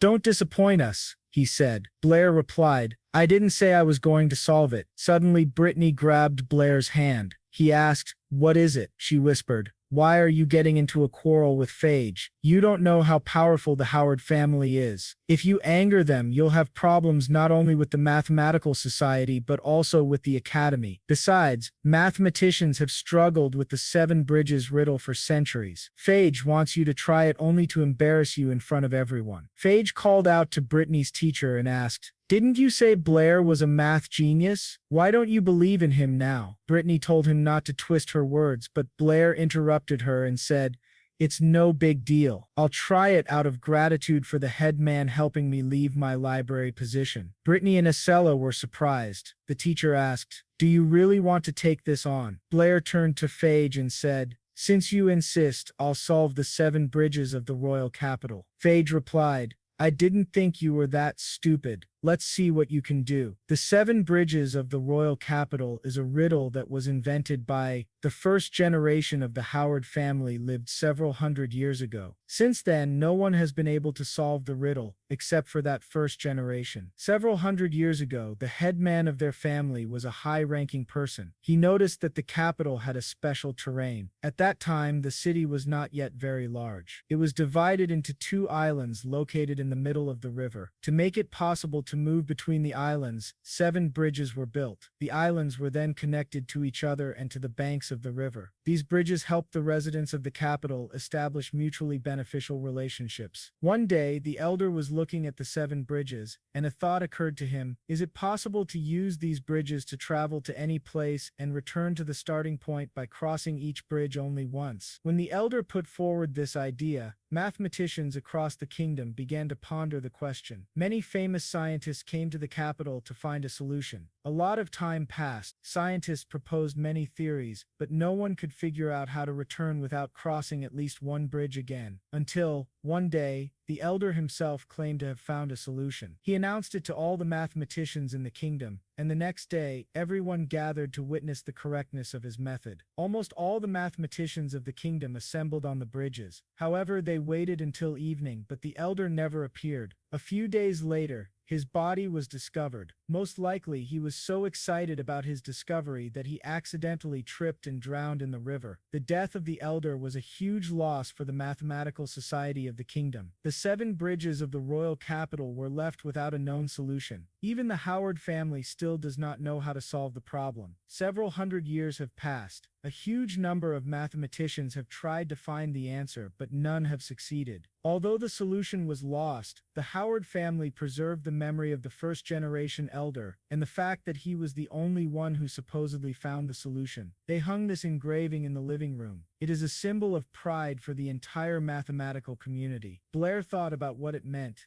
As he reflected, he realized the 7 bridges of the royal capital are the same as the 7 bridges of Königsberg. Blair replied that he would not be able to find a solution, but then no one else would be able to either. Farge chuckled, then laughed even harder. Is that your answer? Weren't you so sure of yourself? Some genius. The other guests who had been waiting for a solution to the riddle began to murmur. One girl said that he was just an arrogant child. Her friend, however, said that he didn't seem so simple to her. Farge wiped away tears from laughing, while Blair calmly said that he wouldn't find a solution because the riddle of the 7 bridges cannot be solved. Isabella and Brittany asked at the same time, "Can this not be resolved?" Farge scoffed, "What nonsense is this? He can't solve it, so now he says it's impossible? Then how did the first-generation elder of the Howard family come up with a solution?" Blair replied, "Then let me ask, is there any proof that he actually found a solution?" Farge grew angry. "What are you trying to say? Are you doubting him? Do you even know the position the elder held in the kingdom?" Suddenly, the Viscount told them to stop.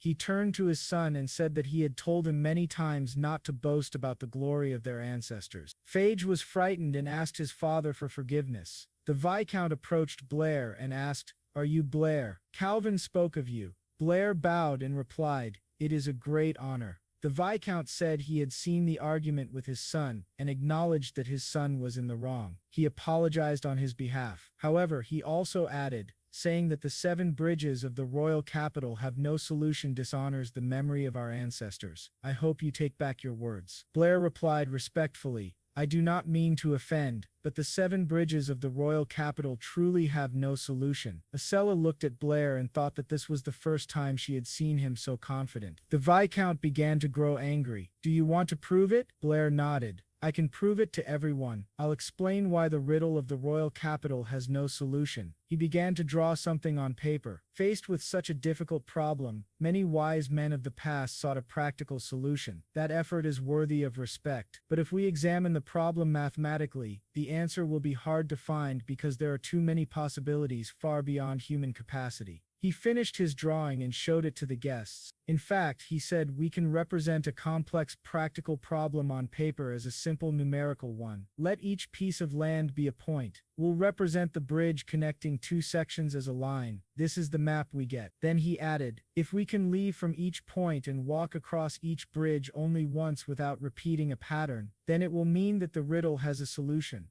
But, here the explanation would likely continue into the well-known graph theory problem that inspired Euler's solution. Can return to the original place without going over the 7 bridges again. A guest exclaimed, "Was it possible?" A girl, surprised, said, "That's amazing." Another girl turned to her friend and asked, "So it was possible to do this?" He simplified a practical problem into a drawing. "That's just an amazing idea." She wasn't wrong. "This Blair is really smart," she added. Her friend just smiled. Blair said, "It's obvious. Other than the initial and end point, when someone passes through a bridge onto a piece of land, they leave through another bridge. Now we will call points connected by an odd number of segments singularity points, and points connected by an even number of segments paired points." Brittany said, "I get it. If they want to start from a point and eventually return to it, they need to reach all the points and also leave them. So the solution only exists if all the points are paired." Blair nodded. "Well said. That's the key point." One of the guests asked, Then the 4 points of the 7 bridges of the royal capital. Blair didn't let him finish. He confirmed, exactly. Everyone can now see that these 4 points near the 7 bridges of the royal capital are singular. Therefore, no matter what method they choose, they will never be able to return to their original point without crossing a bridge more than once. Therefore, the 7 bridges of the royal capital have no solution. All the guests froze in shock. After a moment, a man said, "This theory has no flaws,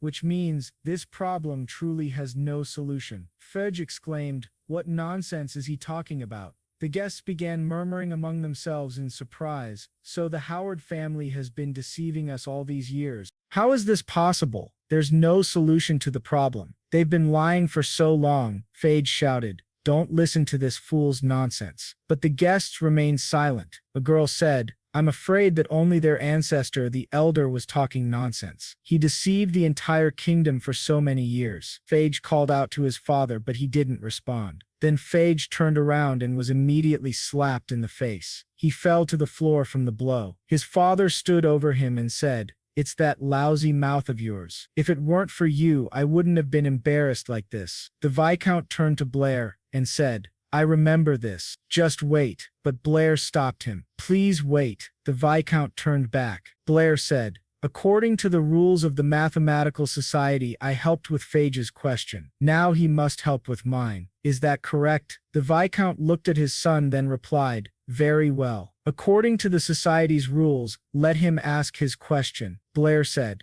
"My question is very simple. If the sides of a square are equal to 1, what is the diagonal?" The Viscount was surprised. Brittany asked, "Blair, don't you know that the Howard family put forward the Howard theorem?" The Viscount replied, "According to Howard's theorem, if the sides of a square are 1 unit each, then the square of the length of the diagonal is equal to 2. That is true." Blair shook his head and said, "You didn't answer my question. I didn't ask for the square of the diagonal. I asked for the diagonal itself." The Viscount clenched his teeth in anger. One of the guests said, "I never really thought about the diagonal itself." Another guest added, "He could probably show us that too." The Viscount fell silent. Blair thought, "Everything is as I expected." He had known about this number from the beginning. In his world, although scientists were respected, no one really knew them. People preferred gossip about celebrities over learning about the minds who contributed to the progress of mankind. But in this world, even though science is at a low level, scientists are highly revered. People respect knowledge more than magic. Scientists who have made major contributions to their fields enjoy not only international fame but also the respect of the royal family and aristocracy. That's why scientists have come together to take control of the economy and politics, forming a powerful force. The Mathematical Society is one such force. The Howard family holds an important position in the mathematical community. As such, the community's influence is significant. Even the head of Yabo City, Isabella's father, must show respect to the Howard family. The Mathematical Society includes scientists, politicians, and religious scholars. They believe that everything on Earth can be represented in the form of numbers. In fact, their ideas are similar to those of the Pythagorean school. The school of Pythagoras was this flaw was that they represented everything not as real numbers but as rounded numbers. Pythagoras believed that all values in the world could be expressed using ratios of whole numbers. However, Hippasus, a student of Pythagoras, was the first to discover otherwise. He realized that it was impossible to express the diagonal of a square as a ratio of 2 integers. This discovery shook the very foundations on which the entire school of Pythagoras was built. When the students realized that they could not solve the problem, they decided to deal with the one who had put it forward. In the end, they tied a large stone to Hippasus and threw him into the sea. But the truth could not be hidden for long. More and more people began to pay attention to the problem of Hippasus, and the school of Pythagoras was eventually destroyed. Numbers that could not be expressed using whole number ratios came to be called irrational numbers. From then on, people began to expand their knowledge of numbers, and mathematics grew into a broader field. Judging by the Viscount's expression, he had long known about the existence of irrational numbers. He wondered how people in this world treated Hippasus. The Viscount wiped away his cold sweat, and one of the guests said it was strange. Why couldn't she find this number? Another mathematician replied that it was impossible. There cannot be a quantity that cannot be expressed as a number. What is it? Brittany asked Blair. What's wrong with this number? Can it be expressed in any form? Blair replied, this is a completely new kind of number, and there are many of them in this world. Someone had already discovered a similar number, but the discovery was hidden. Thanks to the help of Phage, this discovery will now become known to the people. Phage looked at his father and noticed that his hands were shaking with anger. He became frightened. Then Kirsten, glaring at Blair, shouted that it was all his fault. He lunged at him and shouted,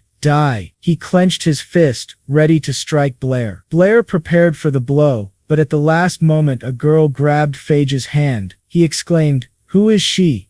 Let go of me. The girl apologized and said she had to stop him. Phage tried to break free, but couldn't. He thought, she seems to be a woman, but her grip is so strong. Suddenly his father's voice rang out behind him. The Viscount called out to him and asked, do you think you haven't done enough today? Phage turned around in fear, and the Viscount turned to his guests and apologized for the trouble his son had caused. It's my fault. I'll be stricter with him in the future. As for the number Blair had mentioned, he told the guests not to worry. Our mathematical society will do its best to find an explanation. He thanked Blair for his insight and added that he had work to attend to and had to leave. Gritting his teeth, he said, I hope you enjoy your evening at the estate. Blair thanked him in return. I also wish you a pleasant evening. He thought, even if the mathematical society tries to find an explanation, they won't succeed so easily. The Viscount left, leading his son with him, thinking that he had not expected this break to bring disgrace to their family. After that, Blair thanked the girl who had helped him and addressed her politely, calling her mistress. She asked, did you say Adam? Did you forget me? Are you really that callous? Suddenly Ella slapped Blair in the face and exclaimed, why are you opening your arms to strangers? Blair replied, I didn't do anything at all. What does that even mean, strangers? I didn't do anything to her either. The girl laughed and said, sorry for interrupting your moment. I was just joking. But you two have such a good relationship. I'm a bit jealous. Isabella exclaimed, who's flirting here? It's not what you think. She turned to the girl and asked, Alice, what are you doing here? Alice replied, didn't Brittany's teacher tell you? I always participate in this event, but I see you here for the first time. Brittany added, the Alice family is well known in the mathematics community in Yabo City. They've been participating in the workshop on behalf of their family for many years. Alice extended her hand to Blair. I'll introduce myself. My name is Alice. I'm in my 3rd year at Shandon NASA Academy, Isabella's classmate.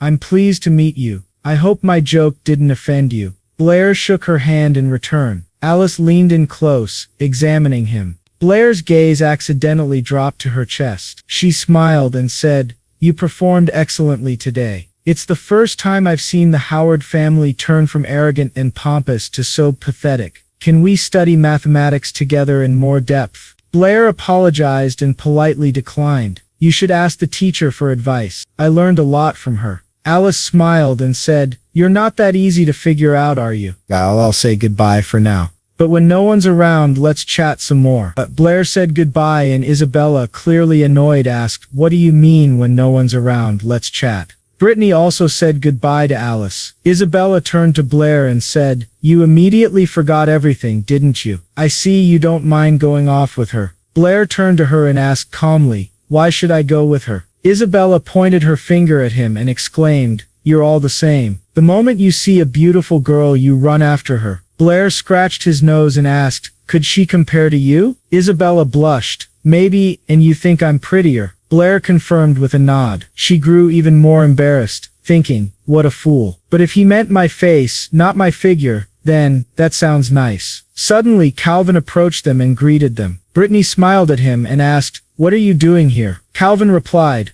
I'm the main character of the evening. I couldn't possibly miss this. Absolutely. Here's your paragraph with correct grammar, punctuation and sentence structure. I've also made small improvements for clarity and flow while keeping your original style and tone intact. Calvin replied, the problem you solved and the number you mentioned are not simple at all. The Howard family considered the riddle of the 7 bridges to be their pride. Today, you said that this riddle has no solution. This has led to the Howard family's position in the mathematical society being in great doubt. And as for the number you spoke of, the mathematical society solves complex problems using numbers, but now they cannot even find a single segment using this one. Can this number really be found? If not, then the entire society, no, even the whole world of mathematics will be shaken. So I want to ask you, who are you? Why did such talent suddenly appear only now? What is your goal? Blair smiled and asked, what are you talking about? Everyone saw how Phage asked me to solve a problem. I just had an idea and voiced it. As for that number, it's pure curiosity. And didn't Howard say he would definitely find this number together with the Mathematical Society? Calvin agreed and said that he must have imagined it. He told Blair not to worry, their society is always on the side of truth. But he warned Blair to be careful with the Howard family. He feared that Blair should not try to compete with them. Meanwhile, the Viscount sat on a chair in front of his beaten son who was lying on the floor. Phage was breathing heavily from the blows he had just received. The Viscount's subordinate said that everything was ready, they could begin. The Viscount replied that they would wait until he left the estate, just like before. He told his subordinate to make it look like an accident. No one should see it. His subordinate bowed to him. Suddenly, the Viscount's second son spoke up, saying that he was killing again. The blond young man stood behind his father and smiled.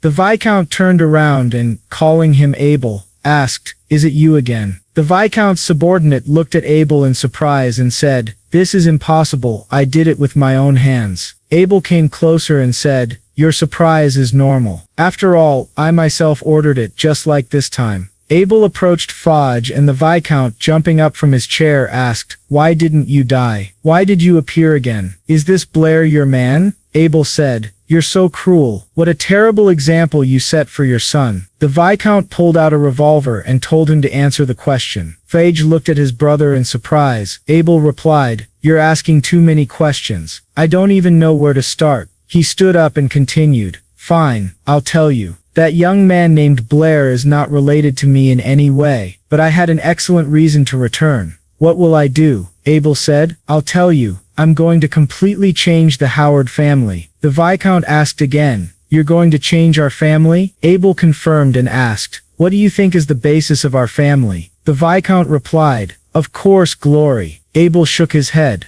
No, it's a hoax. The Viscount asked, in what sense? Abel smiled and asked, isn't it obvious? You know it yourself. The bridge problem couldn't be solved. Neither could that number. But to protect the glories of our family, and in the name of the Mathematical Society, you chose to hide the truth. All these years, whenever someone tried to reveal it, you got rid of them, by any means necessary. Even me. Your own son wasn't an exception. Enough, the Viscount shouted. He pointed the revolver at Abel again and said, for the sake of our family, I will kill you again. Abel replied, you've already crossed the line. Do you remember what I told you? The truth cannot be hidden forever. One day, someone will discover it, and destroy this family built on lies. That someone is Blair. He's already revealed the truth to the mathematicians of Yabo City. Sure, you can try to deal with him, kill him even, but can you really silence all the witnesses? He grabbed the barrel of the revolver and pointed it straight at his chest. Then he said, if you can't do that, then tomorrow the truth will be known throughout the entire state. Your family name will be destroyed and everything in the Mathematical Society will be turned upside down. The Viscount's hand trembled. Abel asked, can you still support the existence of this family? The Viscount let go of the revolver and asked weakly, then what should I do? Abel smiled and replied, I will become the head of the family in your place. I will change our ways, and the Howard name will live on. He placed a hand on his father's shoulder and said, you know this, no one else can save this family but me. The Viscount remained silent. Then Abel leaned in and whispered something into his ear. A few days later at Blair's house he woke up to the sound of his alarm. He thought to himself how comfortable the bed was. There was none of that terrible smell like in the closet he used to sleep in. He stepped out of his room, said good morning, and noticed a huge stack of papers on the table. He was very surprised. Looks like she's been looking for the number all night again, he thought. After the seminar, news of the theory of the unsolvable problem spread throughout the mathematical community. Across the country, the reputation of the Howard family began to be seriously questioned, but in comparison with the unsolvable problem of the 7 bridges, the number that no one could find became the real focus. It was now being called the devil's number in the mathematical community. What a cool name. Almost all mathematicians in the society began trying to find the devil's number, but no matter how hard they tried, nothing came of it. This is understandable. Mathematics in this world has not yet reached the level where it is possible to express physical values, and physics is a completely new field for them. Even so, scientists in this world are highly respected. They continue their search, even into the dead of night. He believes that someday, they will be able to find the answer. Now it's as if they've found themselves in another reality. Even if they make many mistakes, in the end they will reach the truth. He sat down at the table and began to read the newspaper. On the first page he noticed the news that the head of the Howard family had changed. Will the new head be able to solve the Mathematical Society's crisis? Blair wondered. He thought that leaving the Mathematical Society would be the best decision for the Howard family. But why would they take such radical measures? This new head seems to be out of his mind. And what is this new chapter? Brittany approached him and wished him good morning. Blair wished her the same in return and saw that she was standing in front of him in a nightie. She came up and asked if she hadn't asked him to wake her up when he got up. Blair replied that he forgot. Brittany pointed her finger at his cheek and said he was a naughty boy. He says this every time. And about that number, she knows he knows something, but he doesn't say it. Blair blushed and asked her to stop teasing him. His nose began to bleed, and Brittany suddenly thought, is he bleeding? What am I wearing? She realized she was standing in front of him in a nightie and screamed, calling him a pervert. A loud bang followed, and Blair's face now bore a red mark from her palm. After that, Blair began preparing breakfast while Brittany changed clothes. She looked at him guiltily, apologized, and asked if it still hurt. She said she did it subconsciously. Blair said he had noticed that when she first wakes up she's a completely different person. She pulled her hair into a ponytail, and asked if he didn't like her this morning. Blair disagreed and replied that he liked her even when she had just woken up, even in her usual state. As he added seasoning to the dish, Brittany was very surprised and then thanked him. While breaking an egg into the frying pan, he thought that now he had definitely said everything correctly. She asked what he was cooking. Why are you frying eggs and red fruits that can be eaten raw together? Blair replied that he was making an omelet with tomatoes. She asked again, omelet with tomatoes? He put the breakfast on a plate and explained that tomatoes is the name given to those red fruits in his hometown. Almost everyone there knows how to cook an omelet with tomatoes. He thought to himself that this had been all he'd been eating lately. After that he left the house and said, it's ready. Try it. I'm heading to class. She asked him to wait, then walked over and started wiping crumbs off his clothes. Blair looked at her in surprise. She said that everything was fine now, and told him to be careful. Blair left, and Brittany went back into the house. She looked at the omelet and thought it looked strange. Is this really edible? She tried the omelet, and was very surprised, thinking, I've never tasted anything like this. The tomatoes are so sweet. What bliss! It's incredibly delicious. After a while, Blair reached the academy. His stomach began to growl, and he thought that while cooking he had completely forgotten about himself. He hadn't even eaten. Soon girls crowded into the lecture hall. One of them asked her friend, did you read the school newspaper? The head of the Howard family has changed. He ordered the dissolution of the Mathematical Society. Her friend replied, of course I read it. They say the new head is young and handsome. He's very mysterious. Their third friend said with a smile, who's truly mysterious is the man who spoke about the 7 bridges of the royal capital, mentioned the devil's number, and then disappeared without a trace. The friend wanted to ask, who was that man? But the other replied, my uncle from the Mathematical Society said he was about the same age as us. He asked to keep his name a secret. But how is that possible? She said. He shocked the whole world with just one word and he's our age.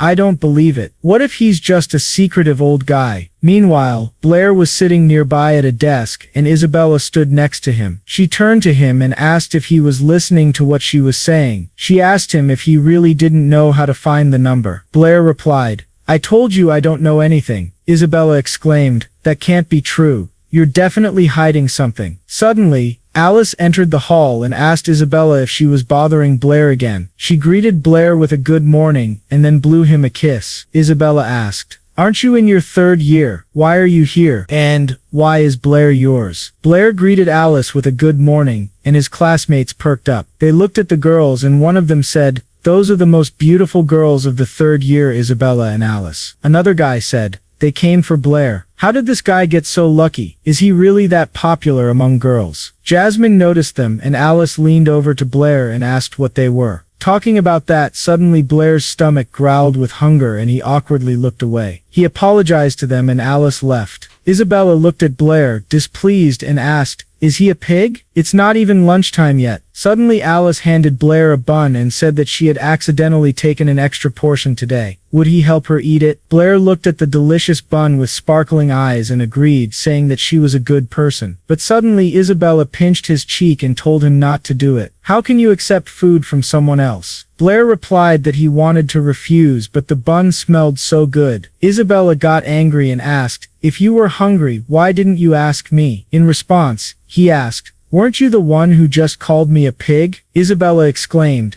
"That doesn't matter. It's your fault I said that. I came first." Alice told Isabella that Blair is a genius. It's only natural she sympathizes with him and wants to help. Isabella gritted her teeth in irritation, then handed Blair her food and told him to take it. She also took an extra portion. "Give her bun back and take mine instead." Blair looked at the sandwich and agreed. Alice asked, "Why do you get to decide for Blair? As far as I know, he's not in an official relationship with you." Isabella got really angry and told Blair to choose, would he take her sandwich or Alice's bun. He could only choose one. Alice said it didn't matter what he chose as long as he liked it. Blair thought that he just wanted to eat in peace.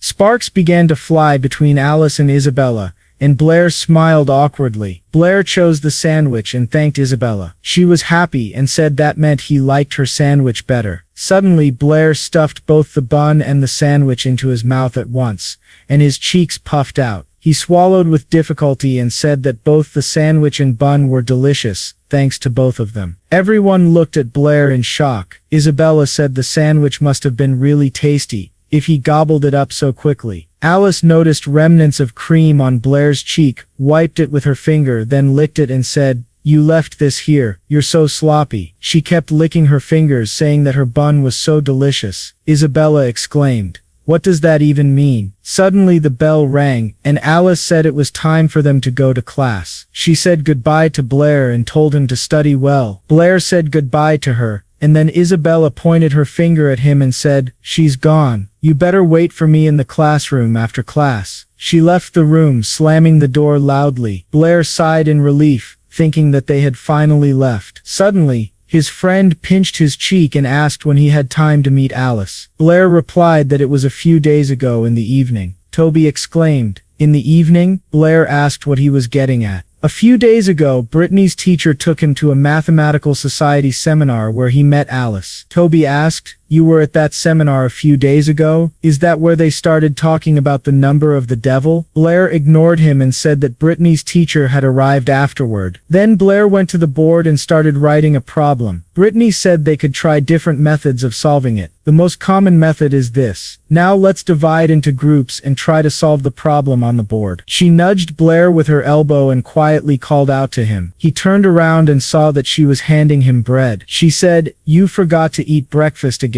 This is for you. Eat." Blair looked at the bread and thought that he had been given bread again. After that, he joined the group. Toby asked where he got the bread from. Blair replied that it would take too long to explain. It was better to focus on the problem. Suddenly, a girl from their group jumped up from her chair and told Blair, "Toby said you participated in a mathematical society seminar. Then you must have seen that mysterious man. The newspaper says that, during the seminar, he solved the problem of the 7 bridges of the royal capital and talked about the number of the devil." Blair glanced sideways at Toby and asked, "Is this true? You told her what you saw?" The girl tilted her head to the side and asked, "Can you tell us anything?" Jasmine looked at Blair suspiciously. He said that when the mysterious man appeared, he had just stepped out for a moment, and by the time he returned, the man had already talked about the number of the devil. There were so many people there, he didn't see him. The girl asked, "So you missed the most important moment?" Blair replied that he had eaten too much, and his stomach hurt.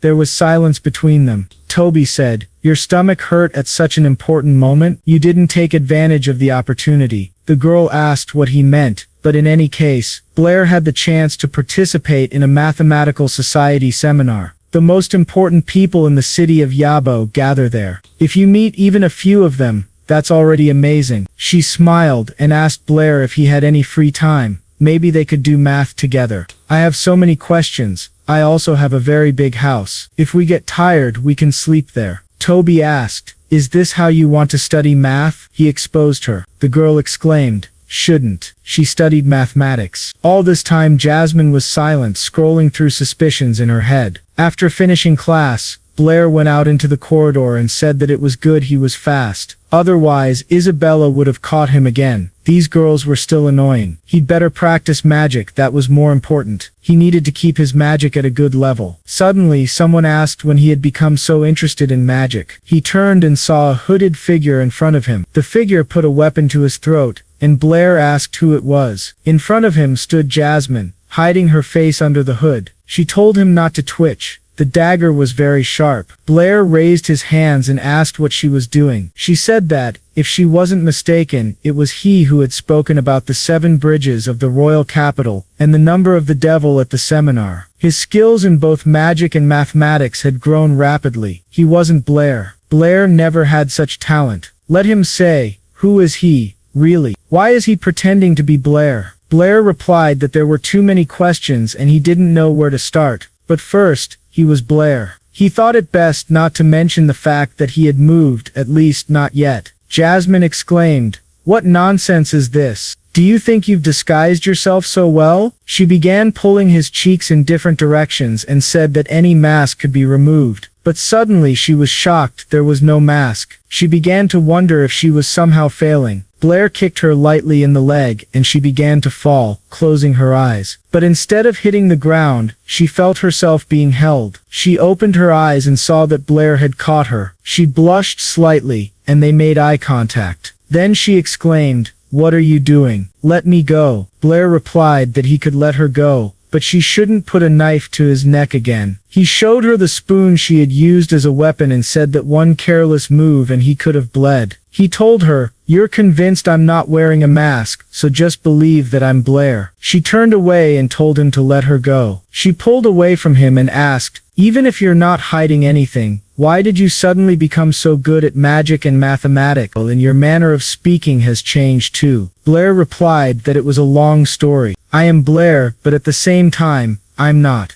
In fact, I slept for a long time, and when I woke up, I became like this." He told her he came from a world where there was no magic, but science was well developed. People there didn't know how to use magic. To them, magic was just fiction. But in that world, science was so advanced it surpassed even magic. With the help of technology, people could do things impossible even with magic. They had explored distant worlds in the universe and could even fly to other planets. "In that world, I was just an ordinary math teacher," he said. "So I can use mathematical knowledge no one here has even heard of." Suddenly, in his imagination, Jasmine raised her hand and called out to the teacher. Chan Luo asked what her question was. She asked, "Can they really cross the sky? Are there really other planets out there?" He replied that it was an excellent question. Of course, the sky can be crossed. And yes, besides our planet, there are countless others in space. Jasmine thanked him for the answer and asked why he suddenly looked so serious. Blair snapped out of the fantasy, finished his story and apologized to Jasmine, saying he might have said too much. He cleared his throat and added,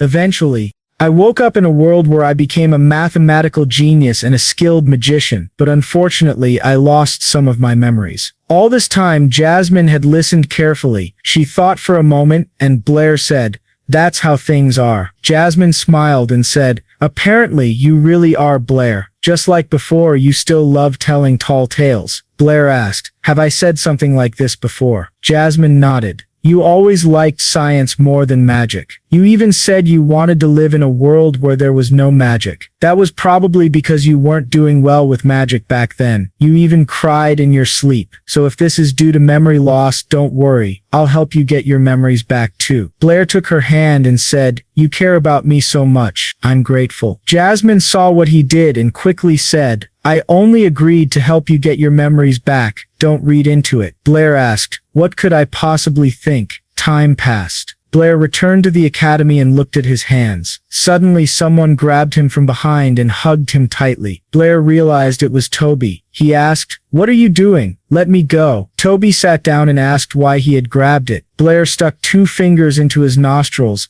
and then Phage appeared in front of him. Toby was surprised by his presence and immediately covered Blair protectively. He asked Phage what he needed. Phage said nothing. Then he bowed his head and asked Blair for forgiveness. He said, "I was wrong. I, Phage Howard, sincerely ask for your forgiveness. Please forgive me." Blair was surprised. Other students began to gather around them. Someone asked, "Is that Phage? What's going on?" Blair looked at Phage, puzzled, and asked, "Are you really asking for forgiveness?" The surrounding students whispered quietly among themselves. Did Elder Phage apologize to someone? What did this Blair do now? Things were unstable in the Howard family, but why did the headman suddenly come to apologize to him? Phage handed over a decorated piece of paper. Blair asked, "What is this?" Phage replied that it was passed on by his older brother, who had now become the head of the Howard family. His name was Abel. He conveyed this invitation. Tonight he would gather all the mathematicians in the kingdom for a conference. He wanted to address the topic of the Howard family's reputation at this conference. Phage bowed and asked Blair not to be angry with him. He apologized for his rudeness and asked Blair to take part. Toby whispered quietly,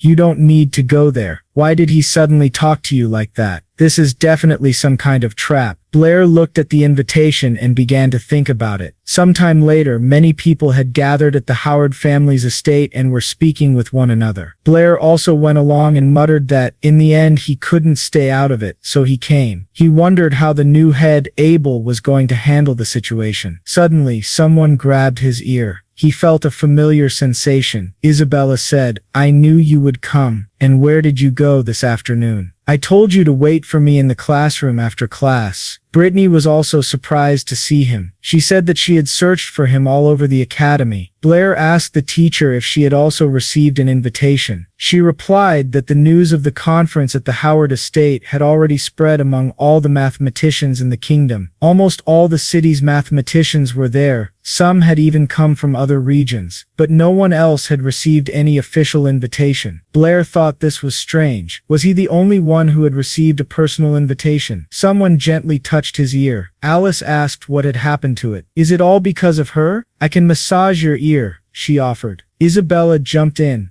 "What are you doing here?" "I just grabbed his ear. It didn't hurt, right?" Alice said. "But he's all red. That means it did hurt." Blair thought to himself, "They're both here again." Brittany moved ahead and told them they should go, because the conference was about to start. They followed the teacher and walked on. Blair looked ahead and noticed that the image of the 7 bridges of the royal capital had already been taken. Brittany asked how Abel would manage to resolve the situation. Blair asked the teacher if she knew him. She replied that they were classmates. He once wanted to become a teacher at the academy, but 3 years ago, he suddenly disappeared. She had been very surprised to learn just a few days ago that he had become the new head of the Howard family. Blair asked, what kind of person was Abel? Brittany hesitated, unsure how to explain. All he ever thought about was math. Meanwhile, Abel sat at a desk in his office, looking over papers. Phage approached and told his brother that everyone had already gathered and was waiting for him. Abel asked, "Have you ever fallen in love? Anticipation only increases the passion on a date. By the way, did that guy come?" Foles replied, "There are a lot of people there. I'm not sure if Blair came, but I did everything I could." Abel placed a hand on Phage's shoulder and said, "You can relax. You're not our father. You don't need to be afraid of me." Then he stood up and said, "It's time for a new era for the Howard family." Back in the hall, people were speaking among themselves. One of the guests turned and exclaimed, "He's come." Foles followed Abel down the hall. People were surprised. He was very young. Abel greeted the crowd. "Ladies and gentlemen, good evening. I'm honored to have you attend this event." He bowed politely. "My name is Abel Howard, and I now represent my family.